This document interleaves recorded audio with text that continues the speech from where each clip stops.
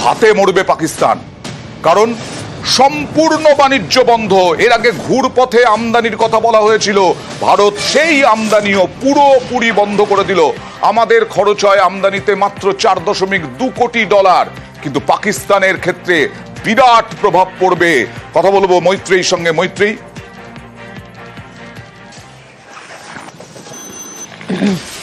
একেবারে দেখো, কমার্স মিনিস্ট্রির তরফ থেকে এই বিষয় নিয়ে আলোচনা চলছিল। এবার আজকে সরকারের তরফ থেকে, বাণিজ্য মন্ত্রকের তরফ থেকে একেবারে সরাসরি নির্দেশিকা দিয়ে জানিয়ে দেওয়া হলো সমস্ত রকমের ডিরেক্ট এবং ইনডিরেক্ট ইম্পোর্ট এবং যে সমস্ত ইম্পোর্ট এখন ট্রানজিটে রয়েছে সেই সমস্তকে জাতীয় সুরক্ষার স্বার্থে অর্থাৎ ন্যাশনাল ইন্টারেস্টে স্থগিত করা হলো এবং সমস্তকে ব্যান করা হলো। অর্থাৎ পাকিস্তান থেকে আর কোনো ইম্পোর্ট, ডিরেক্ট অথবা ইনডিরেক্ট ইম্পোর্ট, যতক্ষণ না পর্যন্ত ভারত সরকার পরবর্তী নির্দেশিকা জারি করে ততদিন পর্যন্ত ব্যান করা হলো। এই নির্দেশিকা আজকে কমার্স মিনিস্ট্রির তরফ থেকে জানানো হয়েছে। আর আন্তর্জাতিক সম্পর্ক বিশেষজ্ঞরা কি বলছেন দেখুন। মৈনাক পুততুণ্ড, আমরা যেমন প্রায় কোনো দিক থেকেই পাকিস্তানের সাথে বাণিজ্যিক আমদানির উপর নির্ভরশীল নই, পাকিস্তান কিন্তু অন্য অনেক দিক থেকে আমাদের উপর নির্ভরশীল রয়েছে। মেডিসিনের যে কিছু কাঁচামাল, এরকম কিছু গুরুত্বপূর্ণ জিনিসের জন্য পাকিস্তানের আমাদের উপর নির্ভরশীলতা ছিল, বা অনেক ফিনিশড গুডস। এখন যেটা হবে বা যেটা হচ্ছে, অলরেডি শুরু হয়ে গেছে প্রক্রিয়াটা, সেটা হচ্ছে তাদের আমাদের পণ্যগুলোকে অন্য দেশের থেকে কিনতে হচ্ছে অনেক বেশি দাম দিয়ে। অন্যদিকে পাকিস্তানের ফরেন রিজার্ভের অবস্থা খুবই খারাপ এবং তার সঙ্গে সঙ্গে তারা সার্বিকভাবে অর্থনৈতিকভাবে খুব প্রেসারের মধ্যে রয়েছে। এর ফলে তাদের নিজেদের অর্থনীতির উপরে প্রেসারটা অনেক বেশি করে বেড়ে যাবে।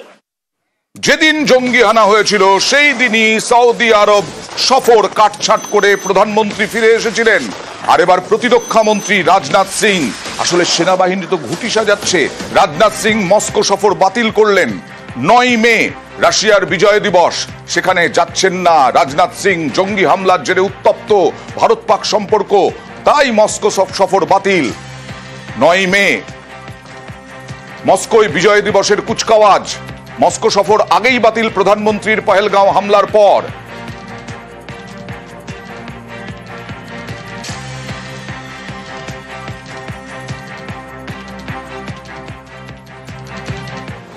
বিভিন্ন দিক থেকে প্রত্যাঘাত। পাক প্রধানমন্ত্রীর আমরা অ্যাকাউন্ট ব্লক করেছি, এবার পাক তথ্য সম্প্রচার মন্ত্রীর অ্যাকাউন্ট ব্লক করলাম আমরা। অ্যাকাউন্ট ব্লক, প্রোফাইল ব্লক করলাম। ভারত ব্লক করলো কারণ 30 এপ্রিল ভারত বিদ্বেষী এবং যুদ্ধ জিগির ছড়িয়েছিলেন এই পাক মন্ত্রী। মানে কি বলো তুমি? India intends carrying out military action against Pakistan in the next 24 to 36 hours on the pretext of baseless and concocted allegations of involvement in the Pahalgam incident. We have always condemned terrorism in all its forms and manifestations anywhere in the world. Transparent and independent investigation by a neutral commission of experts to ascertain the truth. India has apparently decided to tread the dangerous path of irrationality and confrontation, which will have catastrophic consequences for the complete region and beyond. Evasion of credible investigation is in itself sufficient evidence exposing India's real motives. Pakistan reiterates that any such military adventurism by India would be responded to assuredly and decisively.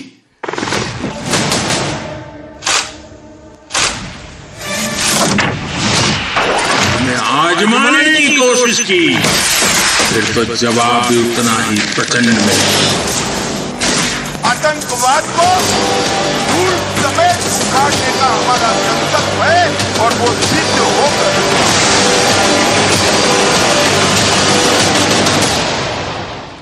আর এরই মধ্যে এক আফগান যুবক মাটি গাড়ায়, উত্তরবঙ্গে মাটি গাড়ায় সেনা ক্যাম্পে ঢোকার চেষ্টা করলো এই আফগান যুবক।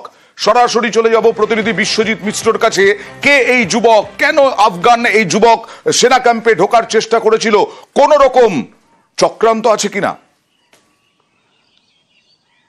দেখো সেই প্রশ্নই কিন্তু ইতিমধ্যে তদন্ত নেমেছে তদন্তকারীরা। মূলত এই 33 ক্রপ যে মাটিগাড়ার খাপরাইল মোড়ে রয়েছে তার পাশাপাশি সন্দেহজনক অবস্থায় এই যুবককে কিন্তু আটক করে সেনাবাহিনীর কর্তারা, এবং তারপরেই চাঞ্চল্যকর তথ্য উঠে আসে এই আসিয়া খান যিনি গ্রেপ্তার হয়েছেন তার বংশোদ্ভূত কিন্তু আফগানিস্তান, এবং তিনি আফগানিস্তানে জন্মগ্রহণ করেছেন, পরবর্তীকালে অসমের চিরাং জেলায় ছিলেন। এই আফগান যোগ কিন্তু ভাবাচ্ছে তদন্তকারীদের।